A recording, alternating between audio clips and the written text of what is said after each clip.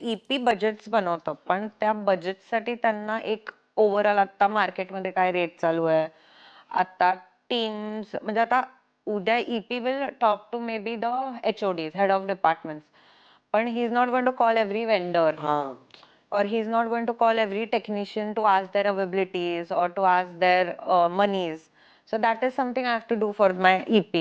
साधारणपणे एखाद्या फिल्मसाठी on an average कोणकोणते हेड्स असतात? HODs जेव्हा मी म्हणते तेव्हा your director is considered as a HOD who directs the film. Your DOP, director of photography, जो cinematographer पण म्हणतात ज्याला, who is behind the camera, immediately behind camera, तो HOD असतो. मग तुमचा कॉस्ट्युम डिझायनर जो असतो, जो who is responsible for all the costumes, मेकअपचा पण एक HMU हेड असतो, जो बेसिकली काही प्रॉस्थेटिक्स असतील या ती व्यक्ती एज होणार असेल या एज कम होणार, सो लुक जे डिझाईन करतात हे दोघं त्याच्यात तो असतो. मग एक प्रोडक्शन डिझायनर असतो.